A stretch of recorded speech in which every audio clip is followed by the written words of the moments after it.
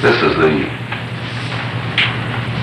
hypothetical static moment of eternity before any actuals have come from potentials and before even potentials have differentiated from the continuum of infinity, whatever those words mean. Here we pull the yolk out of the white, keeping the white shaded for identification. And this is the segregation of all that which is free will from all that which is not free will. And Betty, this is not untrammeled free will. Even here there are some restrictions, because it would be constitutionally impossible for God to do the ungodlike thing. I'm glad to hear it. And the rules of compossibility from the paper on supreme development would also govern. As they say, even God cannot create a square circle or perpetrate evil which is inherently good. And the word compossibility there means that when he creates a circle, that determines circularity in contrast to squareness. Even then, it's not a magical universe.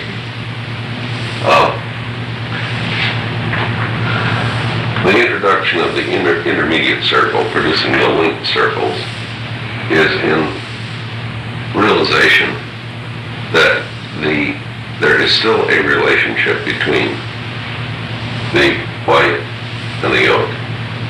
And that middle circle symbolizes the universal absolute. And I always use linked circles to portray the three absolutes, in contrast to concentric circles for the Trinity. To me, this is the picture of the absolutes. We put an A out there, which is not germane to the story at all. But it is from this level, I think, that the Father fragments. And that A stands for thought adjusters. Because you'll recall, this is still true. It never changed. This is still true. It never changed. This is still true. It never changed. These frames, which we think of as a sequence, I think we should think of as pancakes piled one on top of another. This happens to be the bottom pancake or the top one. It doesn't make any difference which is at one end of the series. This is a simultaneous sequential series. That's almost as good as the paper, simultaneous sequential. Here we start with our three circles linked, and now we have differentiation taking place within the yolk. Here we have the Father moving away from the Son, and at the same time giving expression to paradise, and I put paradise outside of the yolk, because the yolk is total deity. Paradise emerged from there, but paradise is not deity. Paradise has deity as a source, but it itself is not divine.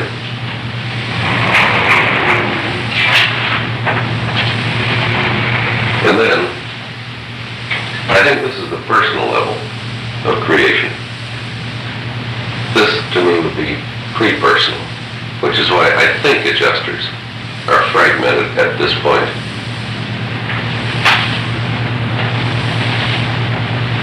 In our last frame, it gets all complicated. We have the Father, we have the Son, we have paradise, and we have now the Spirit emerging from the Father-Son union and activating paradise to cause paradise to do two things. First, to produce Havana immediately. And second, to disgorge space potency, which is the stuff of the then uncreated universes, everything outside of the moment. And this space potency moves over to the white of the egg, which is the unqualified absolute, which in the papers is defined as the revealer, regulator, and repository of that which has paradise as its source and origin. Paradise bestowed matter, or the potential for matter, and this bestowal took place just once in eternity. It's not a continuing thing. So all of the potential for all universes did come from paradise at this time. Up until about here, I would call the yoke the qualified absolute. Certainly up to this point. Here we're in transition.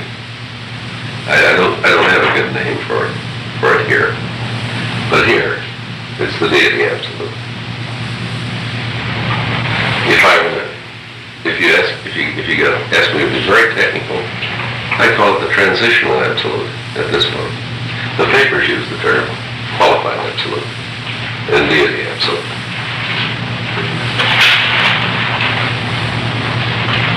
Now, in terms of sequence, this picture is eternal. We have the infinite spirit and Havona.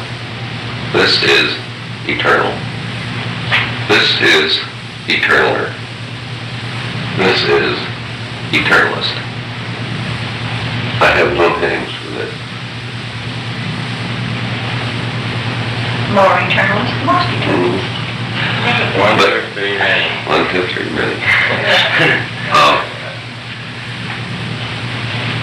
But in your thinking, the infinite spirit and Havona are coordinately eternal. The eternal sun and paradise are coordinately prior eternal. There had to be paradise before the infinite spirit could function. There had to be an eternal sun to collaborate with the universal Father in the production of the infinite spirit. And the Father is most eternal. Had this happened in time, this would be a proper sequential portraiture. It didn't happen in time. This is the dawn of the first universe age. This picture here I conceive as the zero universe age. This would mark the universe age before the first universe age.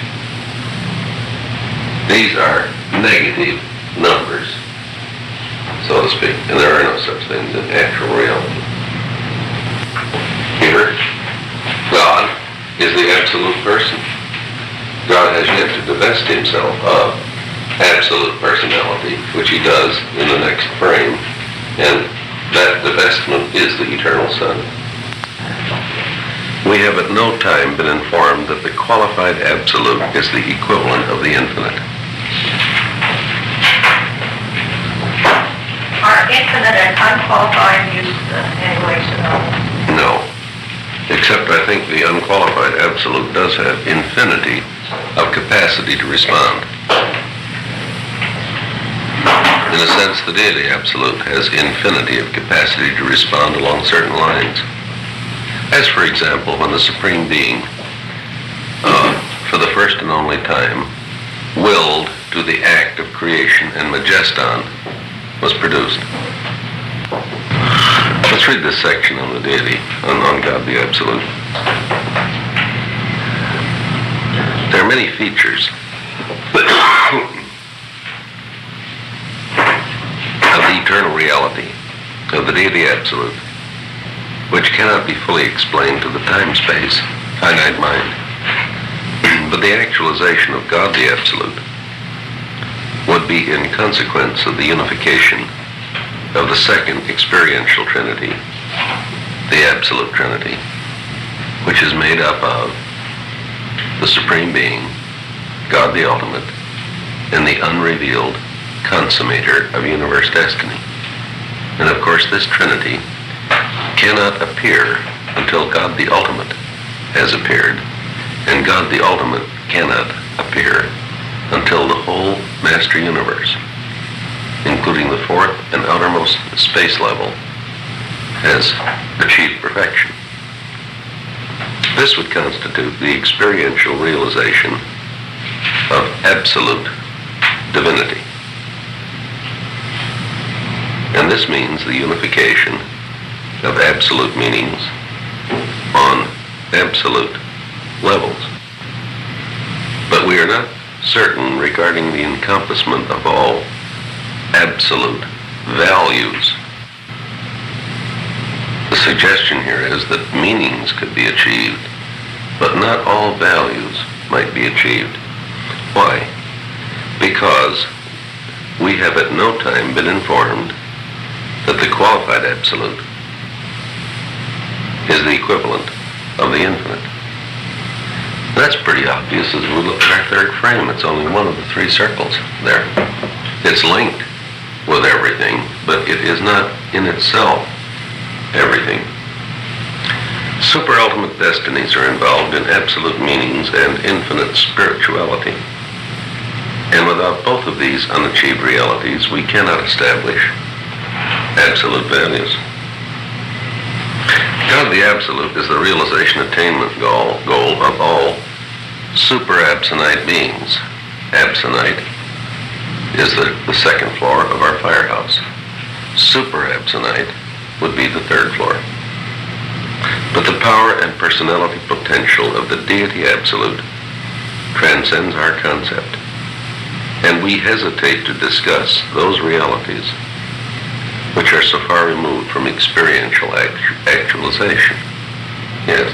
I don't understand super ultimate destinies. Could you Yes. elaborate on that? Our finite destiny is the quest for God the Father and the sometime knowing of God the Supreme.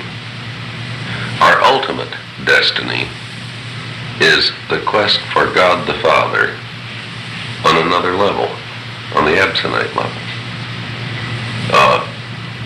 and the sometime knowing of God the ultimate.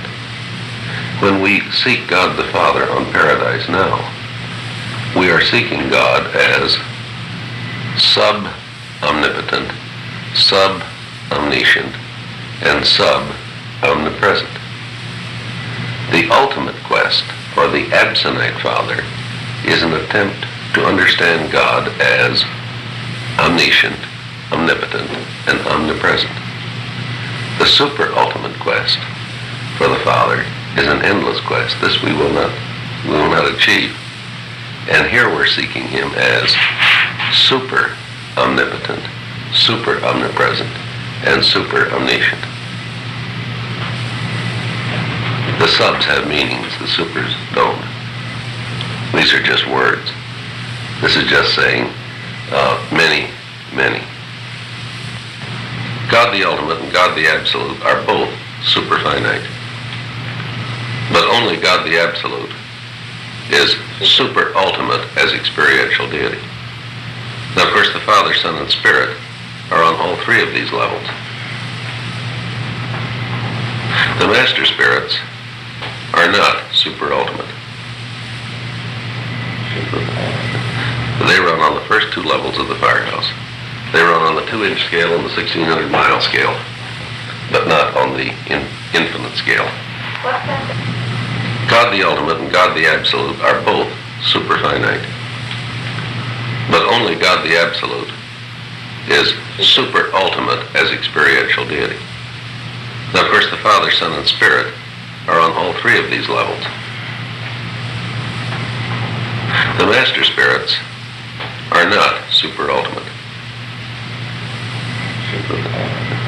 They run on the first two levels of the firehouse. They run on the 2-inch scale and the 1,600-mile scale, but not on the infinite scale. What's that? When the combined thought of the Universal Father and the Eternal Son, functioning in the God of action, constituted the creation of the divine and central universe, the Father followed the expression of his thought into the word of his Son and the act of their conjoined executive by differentiating his omnipresence from the potentials of infinity. And these undisclosed infinity potentials remain space concealed in the unqualified absolute and divinely enshrouded in the deity absolute, while these two become one in the functioning of the universal absolute, the unrevealed infinity unity of the Paradise Father. In other words, what they're saying here is that these three absolutes constitute the bottomless wells which the creators are pumping to produce new things. When a creative spirit produces a group of seraphim, these seraphim come from somewhere. They don't come from nothing. When master force organizers come out into apparently open space and initiate those doings which eventually give rise to a whirling nebula, this nebula comes from something, not from nothing. And it's on these great reservoirs that they're drawing. If you will conceive of the three absolutes as the essence, they're the reservoirs of potentiality, then you can think of three absolutes of actuality: the sun, paradise, and the spirit. You have three energies. The sun is the absolute of spirit. Paradise is the absolute of energy matter. And the conjoined actor is the absolute of mind. And now we're thinking of two associations, aren't we? And we can call one the triodity of potentiality, made up of the three absolutes. And the other we can call the triodity of actuality: the sun, the spirit, and paradise. And the first source and center we can't classify as either actual or potential. We can call him original. And he balances these two triodities and governs, in the largest sense of that word, the transfer of reality from potential to actual. And this is how God the Supreme grows, and all finite growth takes place. And this is how God the Ultimate grows, and all absonite growth takes place. And this is the mass movement of the universe, which involves survival, and which is distinguished from the minor retrograde motions in the universe, which are non-survival, or the reverse transfer of actuals back into potentials. The universe is just like our solar system. Almost everything that swings around the sun moves in one direction. But there are a few moons of the major planets. There's at least two, and there may be more, I've forgotten. They move in the reverse direction, hence the term retrograde motion. Non-survival is retrograde motion in the cosmic sense. You were going to ask something, right? Well, I am searching for clarification in the way the papers use the term infinity. In their use of superlatives, that they have special meaning. What is the meaning of infinity? Infinity is used in several ways. The I am. The I am. The first source and center.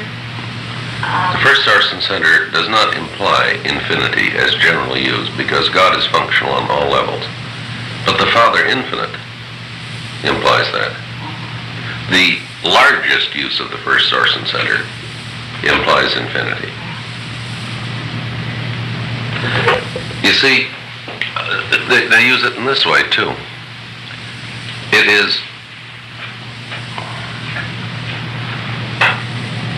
It's used as finality of meaning value. Of meaning that. Maybe thing too would be infinity. Yeah. Infinity would encompass all of any one of these frames. In fact, infinity would encompass all of these frames.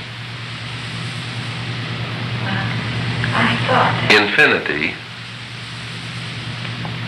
can never be expressed in time, only in eternity. Does it become reality? It is. Reality. Ruth, Yes. I believe it is real in eternity. But it can never be real.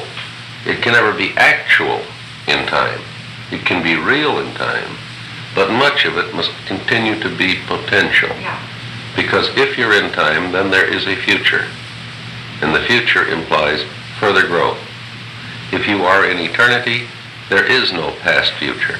And then infinity can be, but not in time. Get busy with semantics. Isn't it, though?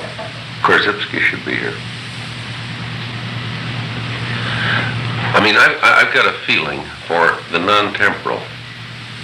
I don't say that I have a feeling for eternity, but I do have a feeling for that which lies beyond time. Again, it goes back to a survival decision. When a human being, probably an ascending Urantian would be a better way of putting it, makes a final choice to do the Father's will, that final choice represents the total consecration of that personality. It is an irrevocable choice. That's an eternal choice. Because no quantity of time will alter the basic principles and purposes embodied in that choice. Time will only change technique of execution, but not principle. Now I understand an eternal choice. This is impervious to the passage of time. This is for keeps. It's inherent in sonship. Sure it is. Sure it is. Such a creature has made an eternal choice. He made it in time, but he's done something that is absolutely impervious to any possible corrosive effect of any quantity of future time. He just ain't going to change his mind. Now, now I understand eternity as concerns that choice. You can take number to help you. You can pick a large number. The choice still stands. You can double that number. The choice stands. You can square it, cube it, take it to the fourth power. The choice is unchanged. You can take a number tremendously larger than this number we've been working with. There's no change in the choice. Time has no effect on that choice. That's an eternal choice. The choice was made in time. It had an origin in time, but it has no ending in time. This last picture here is the picture of the first universe age. This is the age of Havana. This universe age had an end in time. Both potency of cosmic force and potency of spirit force are in process of progressive revelation realization as the enrichment of all reality is affected by experiential growth and through the correlation of the experiential with the existential by the universal absolute. In other words, they're drawing. Everyone's drawing drafts against this tremendous bank of infinity. Force organizers draw a draft. They get a nebula, a physical universe. Creator Son, Creative Spirit draw sight draft. They people this universe. The life carriers function as channels, and life appears on the planet. Evolution takes place. This life comes from somewhere, you know. It just doesn't just happen. The Father enriches this creation with a bestowal of personality and relative free will. The Son pours out new spirit. Where was that spirit before it got poured out? The ability of the infinite spirit and his creative daughters to bestow mind, and of the master spirits to bestow cosmic mind. There's no limit to this. Where does it come from? There's a tremendous artesian outpouring of new actuality. No change in reality, merely a transfer of that which is real from the potential to the actual stage. And of course this involves going through a very interesting gray area, which I have christened the zone of becoming. Yes. Would that be the universal absolute, that zone of... No, that's down on the level of actuality. That's us. We are not real actuals, are we? Finalators are, but humans aren't. We are not either the good guys or the bad guys. We're wearing gray hats. Neither white nor black. We are in the zone of becoming. Your zone of becoming then includes all evolutionary growth. Of course. Absonite too. Yes, I think so. We're in the zone of becoming. We can go either way. We can go positively or we can move retrograde, because we have, as Betty will stoutly defend, that power of choice. There is a correlation here of the experiential with the existential by the universal absolute. He affects a linkage not only of the two absolutes. That's his horizontal linkage function. But he also has a vertical linkage operation, which we haven't attempted to portray here. You see, this is all the third story of the firehouse up here. Underneath this are two more stories. And it is the universal absolute that constitutes the steel structure of the firehouse and keeps these stories from collapsing one into the other. Not the center pole though. No, that's the universal father. He's on the walls. I think of him there. And him is the right word to use. For the unqualified absolute, the word it is very proper.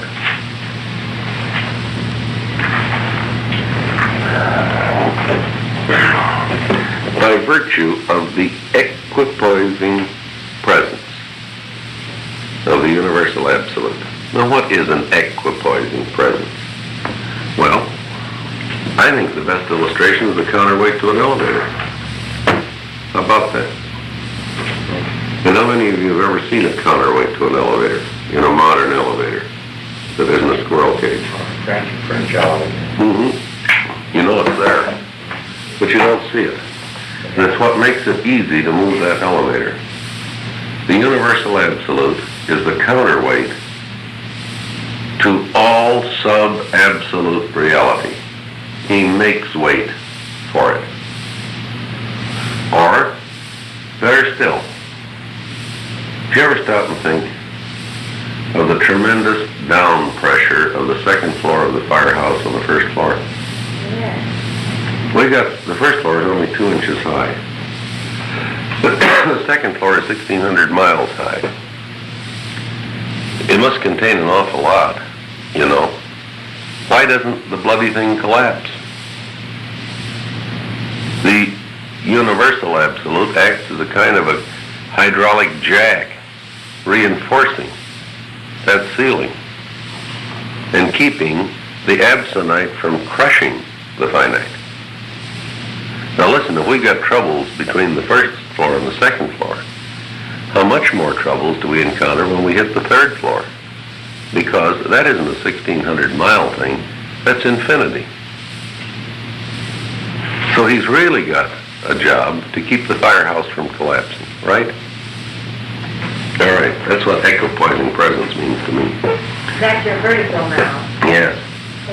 By virtue of the equipoising presence of the universal absolute, the first source and center realizes extension of experiential power, enjoys identification with these evolutionary creatures, and achieves expansion of experiential deity on the levels of supremacy, ultimacy, and absoluteness. And now we can better understand what the universal censor was saying when he said, "We perceive that the unfathomability of the cosmic relationships of the universal absolute will tend to grow in proportions as the material universes and their spiritual administration continue to expand. The more stuff you load on these floors, the bigger the counterweight has to become. There's more equipoising to do, hence more presence of an equipoising nature." Getting ahead of gravity. Yes. And keep drawing on these columns. Yeah. When it is not possible fully to distinguish the deity absolute from the unqualified absolute, their supposedly combined function or coordinated presence is designated the action of the universal absolute. Remember that the universal absolute is deity, but unfathomable deity. The deity absolute seems to be the all-powerful activator, while the unqualified absolute appears to be the all-efficient mechanizer.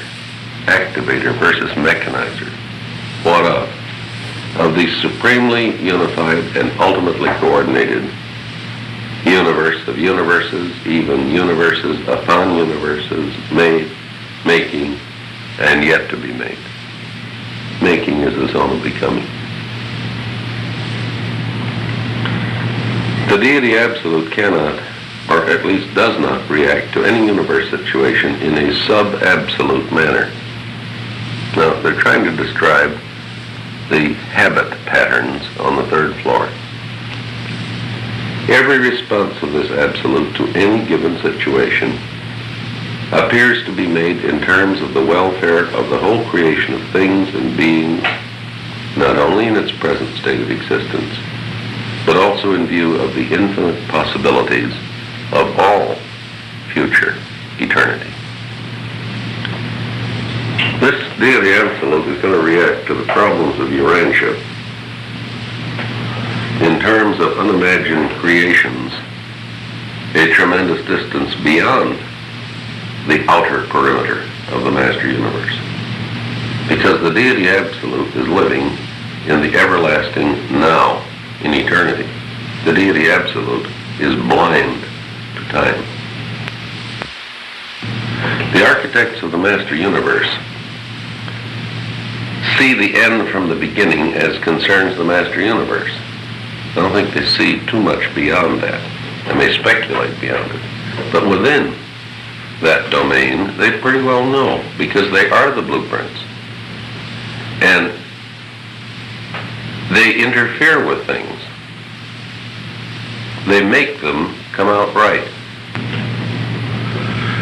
Personalized thought adjusters are the untrammeled, unassigned, and sovereign stabilizers and compensators of the far-flung universe of universes. They combine the creator and creature experience, existential and experiential. They are conjoint, time and eternity beings. They associate the pre-personal and the personal in universe administration. Personalized adjusters are the all-wise and powerful executives of the architects of the master universe. They are the personal agents of the full ministry of the universal Father. Personal, pre-personal, and super-personal. They are the personal ministers of the extraordinary, the unusual, and the unexpected, throughout all the realms of the transcendental absonite spheres of the domain of God the Ultimate, even to the levels of God the Absolute. And then they make this very real.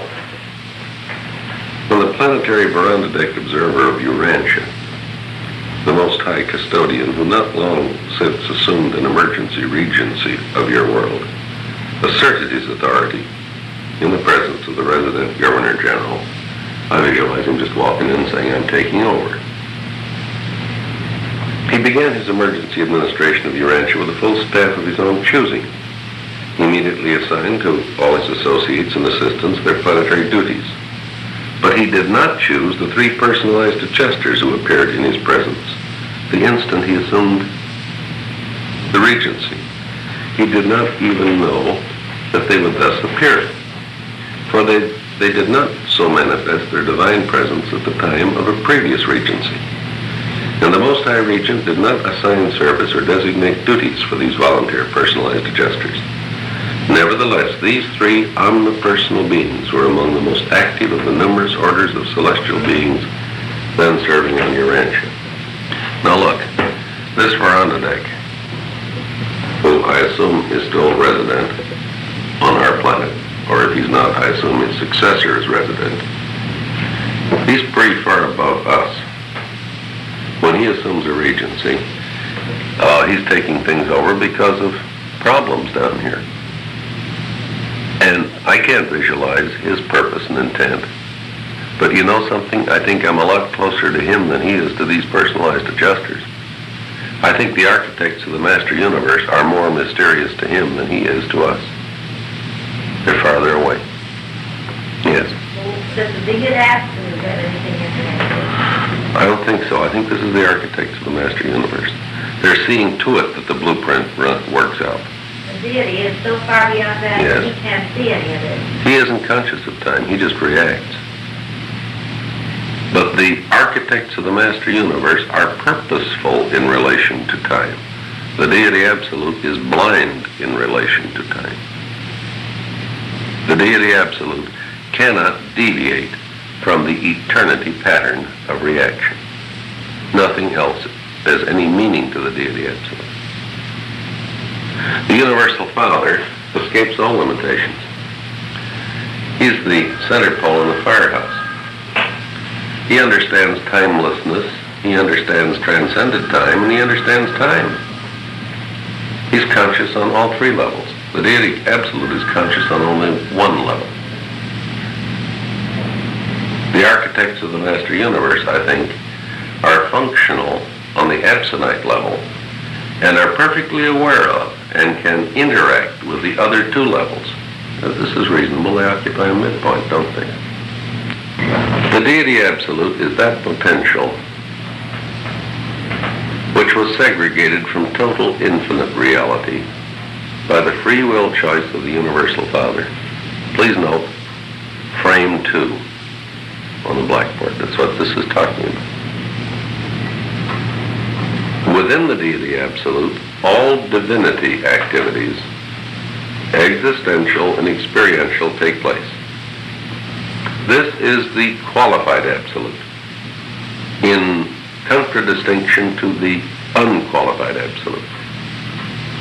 But the Universal Absolute is super-additive to both in the encompassment of all absolute potential. That's the 3rd circle, yes. Our cartoons on the blackboard are reasonably accurate. They're good symbols. In the second frame, which is which? The unqualified Absolute has got white hatching on it throughout. I identified 1 circle. Right. The Universal Absolute is the middle circle, starting with the 3rd frame. And would you call that the deity, the 2nd frame right there when you move on the yoke? This is the qualified Absolute. Oh, yes, that's right. And the Deity Absolute is a semi-synonym for the qualified Absolute. Prior to this situation, I like to use the term qualified Absolute. From this situation on, I think the term Deity Absolute is better. The term qualified absolute, in my mind, signifies the Father still filling the potential of absolute deity. The term deity absolute, in my mind, signifies a situation in which the Father, as a person, no longer does this. Does this only as the Trinity. It is the Trinity which fills this potential at this level. At this concept level, it's the Father. It's God. The term Father is hardly appropriate because we're thinking of a pre-Son situation. Always remember, the looking glass is here. Any attempt to go back of this, we're going through the looking glass, like Al.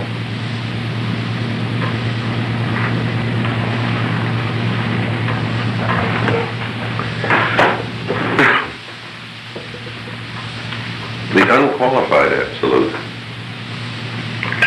This is the second most difficult concept in the paper. The unqualified absolute. You know what the most difficult concept is? Universe, the first source and center. We don't think of it that way because the Father concept is very easy. That's only one facet of the first source and center. Don't kid yourself. The first source and center is the most difficult thing of all. Are we going to take that up at all? Yes, we will. We'll talk about all the absolutes. The unqualified absolute is non-personal, extra-divine, and undeified. Why? Because in our second frame, all that which could be personal, divine, and deified was removed. This is the residue. The Father fractionally distilled infinity, and he fractionated out the personal, which includes the pre-personal and the super-personal, the divine, and deity. The unqualified, I think of it as the residual sludge. The unqualified absolute is therefore devoid of personality, divinity, and all creator prerogatives. Neither fact nor truth, experience nor revelation, philosophy nor absonity. That's a peculiar use of the word absonity, absonite, are able to penetrate the nature and character of this absolute without universe qualification, hence unqualified.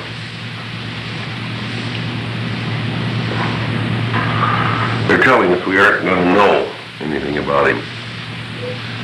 You'll notice when the universal censor in paper 10 debates, will we get to the deity absolute, he hedges. But then he says flatly, we'll never get up to the universal absolute. The question of the unqualified absolute just doesn't even come up. He's two absolutes removed from that which is debatable. Let it be made clear that the unqualified absolute is a positive reality pervading the grand universe and apparently extending with equal space presence on out into the force activities and pre-material evolutions of the staggering stretches of the space regions beyond the seven superuniverses. In paper 12, they speak of the four outer space levels as the domains of the unqualified absolute. The unqualified absolute is not a mere negativism of philosophic concept predicated on the assumptions of metaphysical sophistries concerning the universality, dominance, and primacy of the unconditioned and the unqualified. The unqualified absolute is a positive universe over-control in infinity. This over-control is space force unlimited,